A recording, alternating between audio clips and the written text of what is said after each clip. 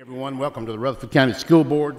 Tonight's is an interview with Mr. Richard Zago, which we will do in just a minute or two. Have a few minutes of introduction. Welcome to everybody. Nice to have a crowd. First order of business, as to all school board meetings, is the Pledge of Allegiance, which tonight I get the honor of leading it. I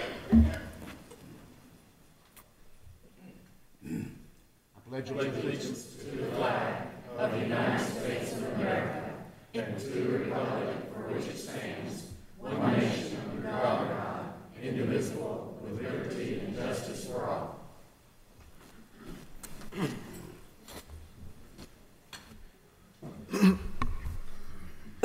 Thank you and good evening again. Tonight is a special call meeting, as you're aware, and Mr. Zago, welcome. We're glad to have you with us in a room which you're very familiar, of course. The interview process, which I'm reasonably certain you're familiar with since we have done two already, we hope for it to be around an hour or so. I want to encourage you, obviously we want clear answers. I say that because my next word is maybe not the most popular. Well, we would appreciate some brief answers, and the questions will be brief. But you do as you wish. We have a number of areas that we want to explore with you. The board has selected either themselves off a list from Tennessee School Board Association or perhaps their own questions, 14 questions. Each board member gets 2, and each board member will do their 2 in a row. And Ms. Michaels, I guess, must have drawn it out of a hat because the order makes no sense, but it's a good order from 7 good people, sir. And the first person is Mr. Wayne Blair, and he will have the first and second question. Mr. Blair. Thank you, Mr. Chairman. Good evening, Mrs. Zago. Good evening, Mr. Blair. First question, how does your philosophy... Also is important for our students' safety. That database helps protect our students and keep them safe during the day. Through the leadership of Julie Benson, my most recent hire, we're now having over 2,300 students, yes, I said 2,300 students taking online classes this year. That's not even counting our summer students. My third and maybe greatest strength is my experience. I have 20 years of administrative experience leading 3 schools. Those schools were very successful. I'm now leading Rutherford County's Instruction and Curriculum Department, where we oversee 47 schools working collaboratively together. These schools and school system in our department are what's required to teach the students in the 4th largest district in the state of Tennessee. During my tenure as assistant superintendent, we received an exemplary school system, and we're one of 11 systems in the state to meet all AMO goals set by the ESSA plan in the state of Tennessee. Although I feel I have many strengths, my greatest strengths are leadership, development, recognizing and hiring talent, and experience in leading not only one school, but 47 schools with almost 45,000 students. Mr. Young? As a director of Rutherford County Schools, how would you deal with the amount of growth and the shortfall of quality teachers for the open positions? Examples, ELLs, math, science, especially. This should be a multi-pronged attack. We should continue doing the things that we do well now, such as our signing bonuses and filling our positions that we're having at Rutherford County Job Fair. Did you realize that we had 700 candidates attend our job fair this year? And we also signed 29 preliminary contracts on the spot. We hired 126 hard-to-fill positions this year. 24 of them were ELL, but 22 of those positions were brand new positions to our system because of the reduction in student-teacher ratios from 40 to 1 to 35 to 1. We also hired 23 science teachers, 15 math teachers, 17 foreign language teachers, and 47 SPED teachers. Of these, I'd like to talk a little bit more about the SPED. It stands out to me. Did you know over the past 3 years, we've hired approximately 50 SPED teachers each year? That number doesn't match up with ELL. We're not giving a lot more SPED positions to be hired. Those are positions that were currently filled, that we're losing those teachers. We need to work with those teachers in the classroom and support them in their schools We need to continue to provide professional development for these teachers so we can retain them.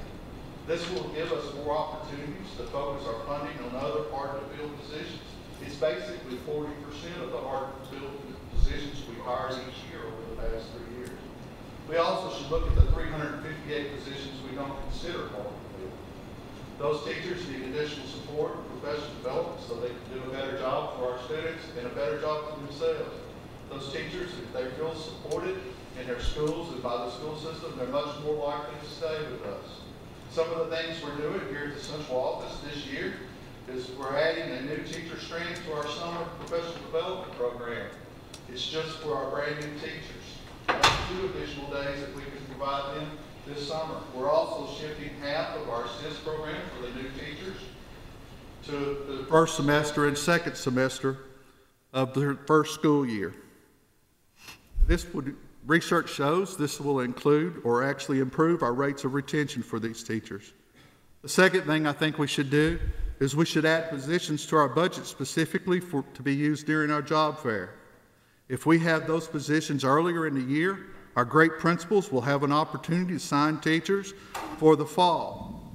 The pool is much greater then, and the pool has a greater number of quality candidates. This definitely will improve our retention rates because of the number of candidates we have to pick from and the quality of those candidates. This also gives us an opportunity to provide PD for those teachers during the summer and saving us funds for our sub-funding. And it also will keep these great teachers in the classroom with their students during the school year. Finally, I think we should continue to work with higher ed. I've sat on MTSU's Ready to Teach and teacher admission committees for the past 6 years now. There, I have developed relationships and had opportunities to give Rutherford County's perspective and needs to the higher ed department. Lanner Sievers works very well with us. We have to expand this also to the school level and classroom level. Who better to work with higher ed than the end users? We should continue to do what we do well with signing bonuses and also the Rutherford County Job Fair, and we should budget positions earlier and give greater support to all of our teachers so we could focus our resources on those hard-to-fill positions and work collaboratively with higher ed. Stay up before you go on, excuse me, Ms. Young. As the audience could probably tell, when the lights blinked, we lost about 30 seconds of Mr. Blair's second question. So I chose just to go ahead and not put too much importance on that since we all were here and heard you quite clearly. Also, our mics were off for a while, but the gentleman has taken care of that. If that happens again, we will stop right then, and I'll ask Mr. Evans to make sure that we are being recorded back there and everything is okay. I hope that's suitable to you. Yes, sir, absolutely. Okay, Mr. Young, your second question, please. What areas would you focus on to take the Rutherford County schools to the next level, and how would you improve these areas? I'd like to begin by saying what we do well and where we're at. Rutherford County is an exemplary school district. We're the 4th largest district in the state of Tennessee, and as I said earlier, one of 11 of the 146 school systems that met all 35 AMO targets this year. We're also a state-designated large district, but we don't have, and the only one of that group of large districts designated by the state that don't have failing or priority or focused schools. But with all the success we've had, we have opportunities for improvement. I would begin by looking at early literacy. We've had some amazing growth in some of our grade levels, but others haven't realized that same growth. I think sometimes our teachers are doing all they can do, and our administrators are doing all they know how to do. But at times, we spend too much time focusing just on skills, things like phonemic awareness, diphthongs, and yes, that's a word we use in kindergarten, blended letters, and comprehension.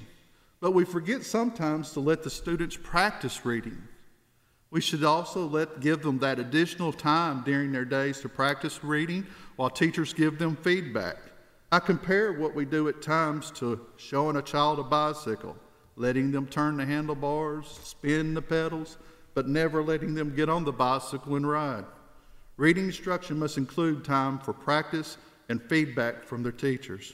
Next, I'd focus on ACT scores. We have experienced growth over the past few years in our ACT scores, and we're on pace to meet the state's 21 by the year 2020. our score is actually a 20.8. We're only 0.2 of a point from that 21. But should a 21 be the end game? I don't think so. Rutherford County can go well beyond a 21. I've always envisioned a 24 as our average. We should also increase some of the instruction we have in our high schools for ACT instruction in math and science because it lags behind some of our English and reading scores for students meeting the benchmarks. It's imperative for us to not only place students in rigorous high school classes, but also important for us to put students or improve student learning in our upper elementary and middle schools. All foundational skills to make a 21 on the ACT assessment are taught prior to the freshman year. Finally, technology. We're well behind in that area, but not adding computers is the only answer. We should also accompany this technology with professional development and training for our teachers and our students. We are beginning to increase the support in our classroom instruction and productivity through innovative hardware and software. This summer, we plan to move all student computer ratios for our middle school to 2 to 1.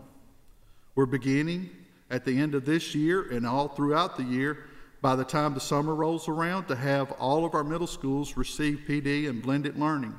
We're currently piloting online finance at Blackman High School. We do this because all of our state universities require the students to take at least one online class. Rutherford County will need to address these technology deficiencies sooner than later. We're about to wrap up our science textbook curriculum, and I've been talking to our 3 amazing curriculum or coordinator specialists that are over our elementary, middle, and high school, and it looks like our biology may be online only, without a textbook at all when it comes to recommending to the board. We also only had 1 vendor of the 5 vendors available for elementary schools that had a book. So these things are coming much faster than we had thought. We're going to have to begin to address some things to prepare our students for the future. Addressing early literacy, ACT scores, and the lack of technology in our classroom is imperative. Mr. Hodge. Good evening again, Mr. Zago. Our funding for our school board budget comes from the county commission. How would you go about getting support from the commission to fund not only our budget, but also our building program? I would begin by building trust. This is garnered through education and presenting facts to our county commission and all involved in the process. But we also must understand their concerns and their needs. Work hand in hand with them throughout the process. An annual growth of 1,000 to 1,200 students makes it necessary to increase both the operational and the building plan budgets. I have 6 years of experience in helping develop both of these budgets that Mr. Odom presents to the board and the commission. I am one of 4 people that develop the 5-year building plan you see each year. This gives me a working knowledge of the process and experience in speaking to all the stakeholders. During my tenure here at the central office, I've built relationships with many of the commissioners and leaders involved in the budget process. I have no doubt that they trust us now and will continue to trust us under my leadership, and we can continue to work together and provide a safe learning environment where all students can be taught. Thank you. Have you been successful in getting strong parental and community support for a school, programs, or district? Tell us about one such success. I could tell you about Smyrna Elementary School when I started there in 2003. We had some academic challenges when I started, but I also could tell you that after 2 years, we were the first Rutherford County school in our county to receive the State Title I Award of the Year. We all received that award in Dallas. It was a big event at the National Title I Convention. That wasn't done by myself. It took parents, teachers, and the staff and our students to work together to succeed at that. But my greatest success has been melding the 4 schools and communities together to make the creek. And yes, I didn't say Stewart's Creek, I said the creek, because that's what we call it. I melded together David Urey, Rock Springs Elementary, Stewartsboro, and Blackman Elementary School. I began by visiting and attending all of these feeder schools and talking to anyone that would listen. I then hired one of the most important people in any school building, my administrative assistant, Ms. Lee. Ms. Lee and I worked together and set out to select and hire the most talented staff Rutherford County has ever seen in an elementary school over the next 5 months.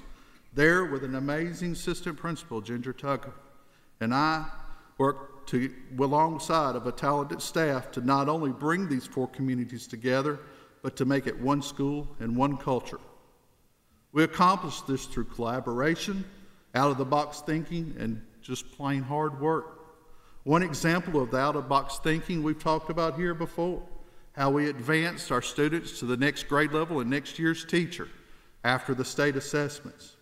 This cut back on what we call the summer knowledge loss. Let me explain that a little bit more detail for you.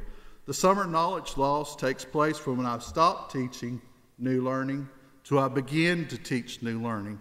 Most people think of that summer loss in June and July, but that's not necessarily the case in some schools. Some schools, it's from the end of April to the beginning of September because we stop teaching new information and we don't have all of those patterns and the way we do things in classroom down until it's 1st of September.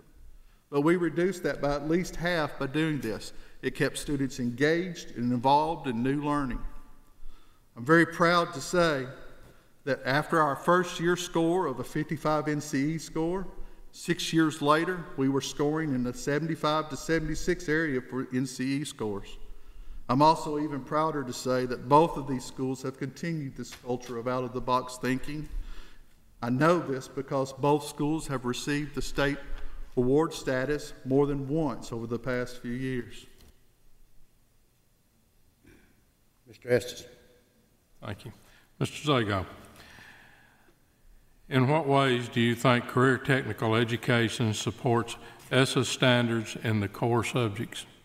Let me give you some interesting facts about CTE. I was trained by Mr. Odom. I'm full of facts. As my teacher, my math teachers can attest to. Here's some interesting facts. For example, did you know for every upper level CTE course completed by a concentrator, they earn 2% more in their wages as an adult? Did you also know that a 3-year focus student in CTE earns 17% more as an adult over their counterparts that were not CTE concentrators? CTE students have a higher graduation rate, as we all know. But did you know that the at-risk student that takes those CTE focus courses for 3 years is 32% more likely to graduate? And also, a non-at-risk student is 23% more likely to graduate. CTE students have better attendance. CTE not only supports the core subjects by having students in the seats more often, but also supports our high schools through reducing chronic absenteeism. That's 10% of the school's evaluation process for the ESSA. It also causes or gives students an opportunity for early post-secondary opportunities to meet the college and career readiness standards set by the ESSA plan. CTE and core subjects go hand in hand. Our CTE students apply many of those core subjects, knowledges that they learn in their core subjects by using their reading and comprehension skills when working with technical manuals or making accurate measurements and calculating in other classrooms. Finally, not only does CTE support the core subjects, but I feel the core subjects support CTE. Thank you. Tell us 3 curricular or instructional improvements that has occurred as a result of your leadership. What evidence do you have that they were improvements? I'd like to begin with the RTI process, which is the response to intervention and instruction implementation. In 2013 and 14, which is Rutherford County's pilot year, we were measuring gap closures. This was a full year before the state required us to implement the RTI program. Our schools who participated in the pilot outperformed the non-pilot schools in closing gaps in all areas. Racial and ethnic diversity groups improved by 14 percentage points. Economically disadvantaged students improved by 39 percentage points. In 2015, or 14 and 15, our first official year of implementation for elementary and middle schools, we looked at TVOS for our growth and our students receiving Tier 2, and Tier 3 instruction. Commissioner McQueen spotlighted our Rutherford County schools as at the state level, due to our growth in elementary and middle schools, we experienced more growth than we ever could imagine our first year, especially in our middle schools. Students were growing that year more than 1 year's growth in academics in a single year's time. We also were invited to present our data at the State Superintendent's Conference in Gatlinburg in 2015. All 10 middle schools showed NCE gains on the TCAP for their tiered intervention students. The state released a report that from their research department highlighting Rutherford County as an exemplary system.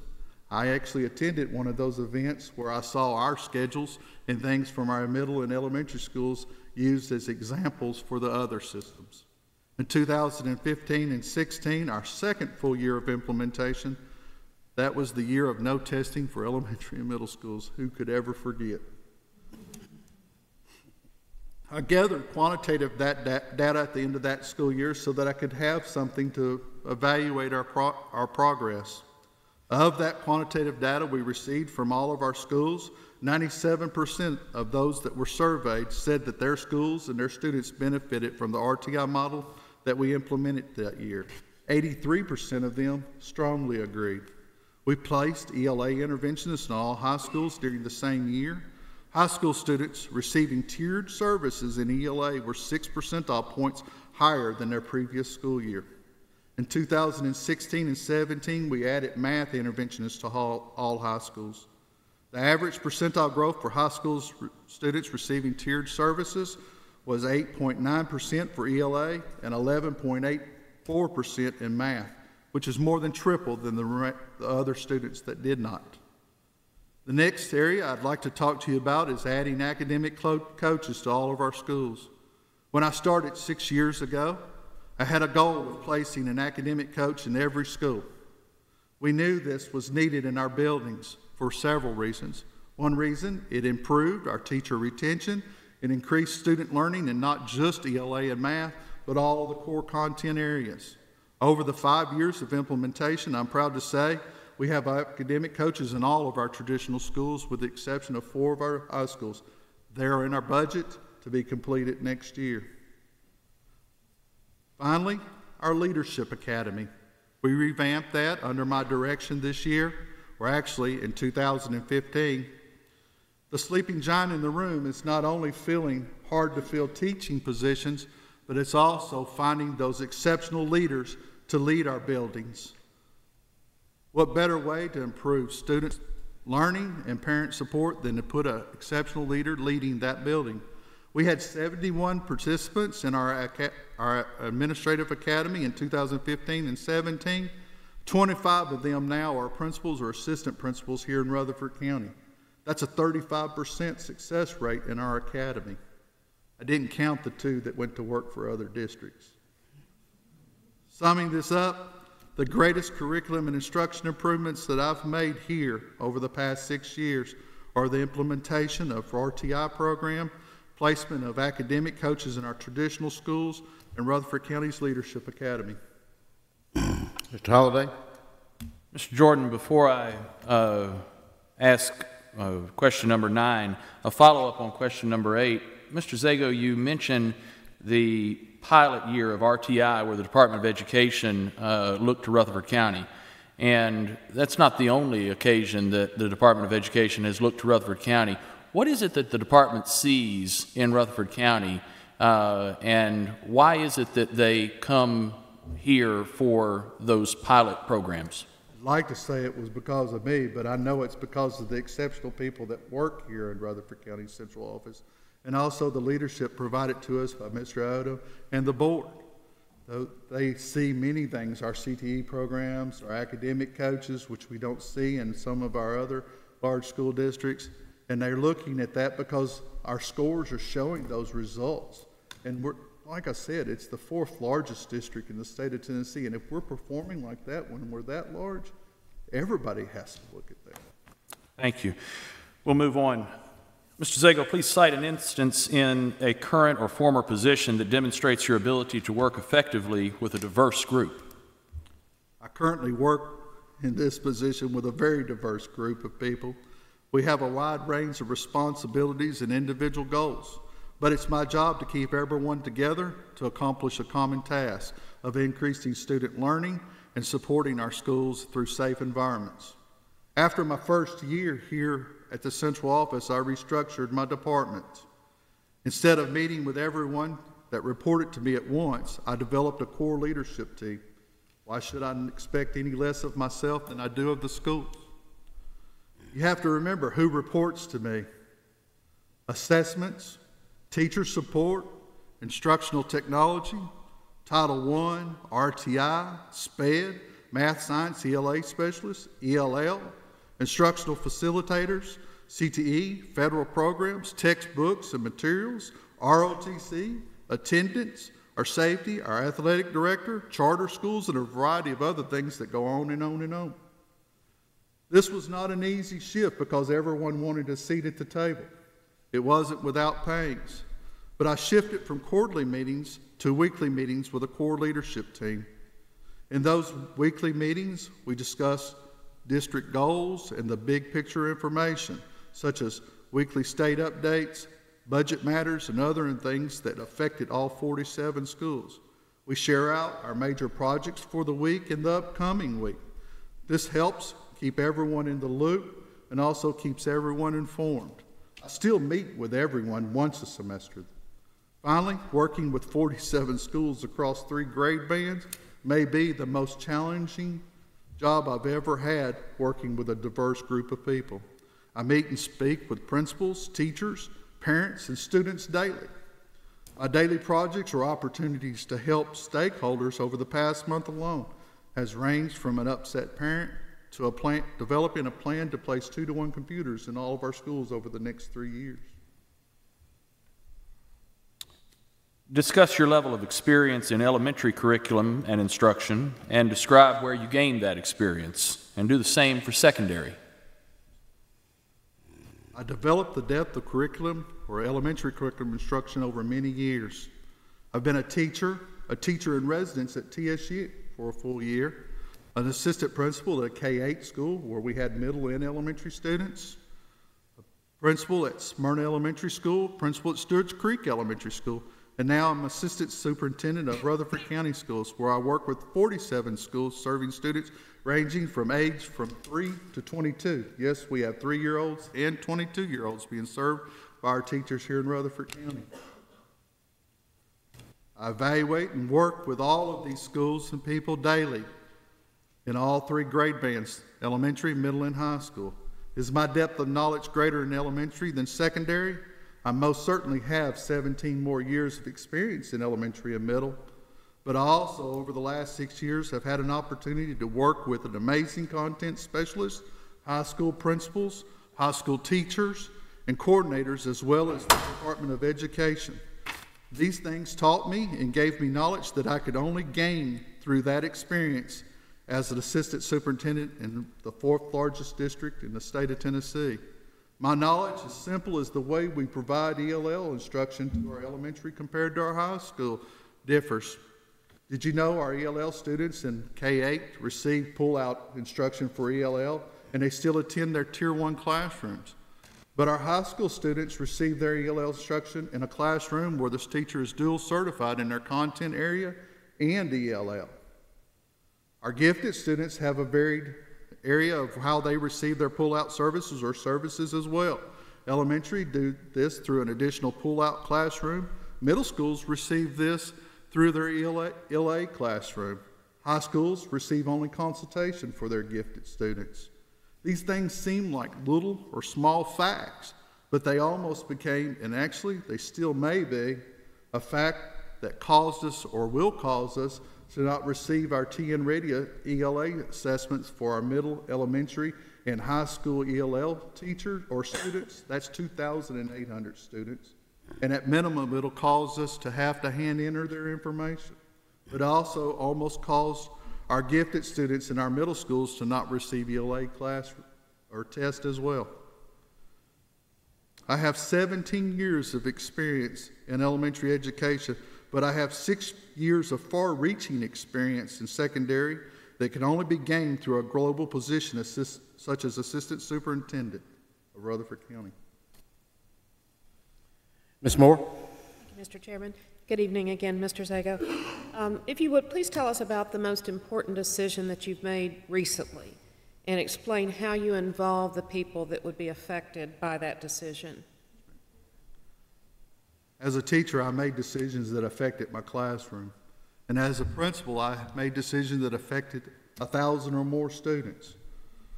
But as assistant superintendent, I make decisions that not only affect the students here in Rutherford County, but it may affect the county as a whole. Will Rutherford County have an educated workforce to bring growth and business to our system? Will our students even learn? Will the funding bodies support us in our plans? And this list could go on and on. But the most important decision I've made recently was when I created or worked to create the curriculum instruction budget submitted to Mr. Odom for 2018 and 19. Over the past 3 months, my leadership team and I have worked collaboratively compiling the request of their departments and 47 schools. Each of these coordinators have worked with the specialists and the school administration to incorporate everyone's needs. We then, as a team, compile a master budget. After that, we hold several more meetings, paring this budget down to what all stakeholders feel are vital to the learning of our students. I then submit the finished product to Mr. Odom. There were no easy decisions made during this process, but the most difficult one is yet to come. Remember, much sweat and input has been given by hundreds of people here in Rutherford County from virtually every department in school. Much give and take has occurred. Some give so that we can take or have things that are more important for everyone. Now the draft budget is in its final stages. I have to then do something that's kind of tough. I sit with Mr. Odom and Mr. Sandvig and we go through this line by line. Here's where the toughest decision has to be made: what to keep or what to cut. Each year we have to do this to stay within our ability to fund. Each year I trade off items to retain other items, all the time knowing if I had everything I needed, we could do so much more for our students. It's these decisions that affect not just one school, but 45,000 students that keep me up at night. Thank you. Mr. Zago, if you would, tell us about any recent action on your part that you believe illustrates your ability to be a champion for your schools. Just 2 weeks ago, I was asked to present at a state meeting composed of the 8 largest districts in the state of Tennessee and our State Commissioner McQueen. We were asked to present about several things. One of those was, what's our theory on improving our priority, failing, and focused schools? You don't know how proud I was to stand in front of that group and say, Rutherford County doesn't have any failing or priority or focused schools. We were the only people in that room that could say that. We also were asked to talk about Rutherford County's successes and challenges. I talked about our 95.3% graduation rate, but also the challenge of doing this for $1,300 less per student than the average system in the state of Tennessee. We were asked about our concerns. I have some high concerns about our growing ELL population. We were asked about strategies. How is it, Mr. Zago, that Rutherford County is able to prevent your system from having priority or focused schools? I told them that we focused on school-based personnel, instructional academic coaches in all K-12 schools, interventionists to focus on our Tier 3 instruction, graduation coaches in our high schools, and reducing teacher-student ratios in our schools with higher at-risk student populations. I also talked to them about the instructional specialists that support our schools and meet with PLCs, classrooms, and teachers daily. I explained our focus is to provide exceptional individual school support while constantly monitoring the data, as Mr. Odom has taught me, to address the trends before they become a problem. Afterwards, our system and other systems met, and several of them asked me, is there any way I can contact you and get more information about the great things you do in Rutherford County? We all have opportunities, though, to champion Rutherford County virtually every day when we speak to parents in our grocery stores or when we're sitting in the dentist chair. And yes, Dr. A begins every one of my dental appointments by a 30-minute conversation of the state of Rutherford County Schools. He also adds a litany of suggestions for me as well. I'm very proud and honored to champion Rutherford County every day. Mr. Zago, how would you utilize the expertise of your staff to create an atmosphere in the schools that will lead to educational excellence? I've had an opportunity to work with several great leaders here in Rutherford County. Ms. Jackson, Mr. Watson, Mr. Gill, and Mr. Odom. The one thing that all of these people have in common is they surround themselves with highly effective, knowledgeable people. I've had an opportunity to add to that list of people that fall under that here at the central office. I've hired Edie Emery, Lisa Kegler, Susan Lovelace, Julie Benson, Kay Martin, Kelly Chastain, Tyra Pilgrim, Rebecca Murphy, Trey Duke, Stephanie Finley, Mark Gullion, Lindsay Halford, Brian Lewis, and Don Williams. Without exception, this is the best group of leaders in the state, if not the nation.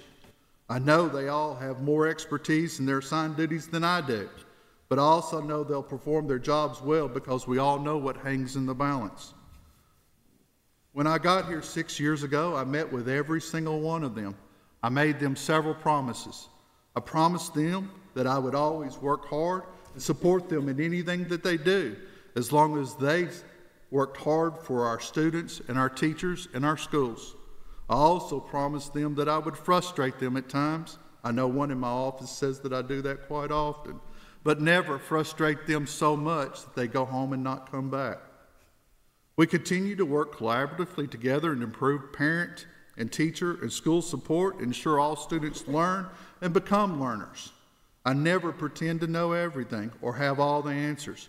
I know it takes everyone working together to achieve the level of success Rutherford County has over the past 6 years.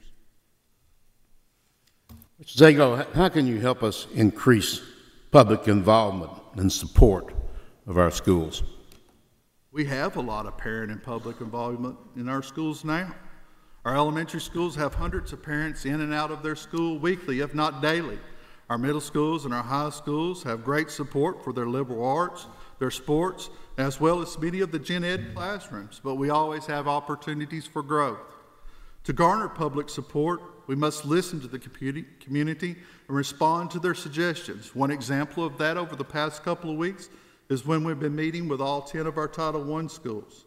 Our Title I parents that have been in these meetings, without exception, have asked for online support ways to support their students at home doing their daily classwork. We're now working on plans to accomplish this before the next school year. We should also compile the data that we have of many parent surveys and truly address their concerns and provide information for them. Provide greater opportunities for our parents to participate. Work with our schools to bring our stakeholders in the buildings of their own schools. We should seek out our supporters and make them leaders. We should simply make it a priority, not a wish. But all of these strategies I just suggested, without action, are just wishes. They have no value whatsoever. If I was leader of this school system, I would make it a priority, not a wish. Mr. Zago, I doubt if you've been counting, the audience has not, but that's the last question. I can see the disappointment on your face. If you would just hang in there with us, and the audience, if you would just hang in there for just a minute or two, just a couple of quick announcements. This is a special call meeting, so all I can do is just give some information, and we can't really discuss anything except your interview, and we have done that, and I thoroughly enjoyed it. I hope the board did too. Tomorrow night we meet in a work session here at 5 o'clock, and then Thursday night we'll meet in our regular meeting. You might want to revise your schedule. The Riverdale girls will not be with us on that night to celebrate their state championship. They're going to have to delay until April coming in. Now, that leaves us on Wednesday night, and you might note, if you haven't already, that that's a 6 o'clock meeting. It's also a special call meeting, and the one purpose and the only purpose that night is to name a director. Now, according to Mr. Reed, he's been of immense help to me in letting me know what I was supposed to be doing, since, thank goodness, naming a director does not come up every year. But anyway, he has told me that it is up to me to decide what night we'll vote and how we will vote. So I'm going to tell you now, you already know that we're going to vote on Wednesday night, and I want the candidates to know, and Mr. Zago is right here, the other two I'm sure are watching, that we will vote that night by secret ballot. We will rank all three candidates, 1, 2, 3. Our attorneys and Ms. Michaels will total those. Probably won't take but just a couple of minutes. They'll bring back a total. If we should have a tie, say, and about the only way we could, I guess, is if someone was absent or someone passed. I doubt if either one of those two things are going to happen. Or the vote was 3-2-2. It takes 4 votes, of course, to be elected. So we will get a new ballot at that point and vote on the 2 people that finished second in the tie. And that will give us a second candidate. And we will then have, of course, 2 candidates. We'll do the same process again with 7 votes. That tie should be broken. When we come back in here, Ms. Michaels comes back in. I guess she will announce it. I don't know. Whatever she wants to do will be fine. We should have a candidate with 4 more votes. It will take a motion and a second and 4 positive votes to name a director on that night. That's the way we're going to do it. That will be Wednesday. And again, just reminding you, at 6 o'clock. Almost all our meetings are at 5. This one is at 6. Okay, Mr. Zago, I want to thank you. Thank you. I thoroughly enjoyed it. I hope the board did too. I appreciate the crowd. What a well-mannered group of people. I mean, they were just, well, it was good, okay? I thank you. I don't know what's going on outside, but I certainly heard some noise. So we'll try to stay dry and drive carefully. We are adjourned.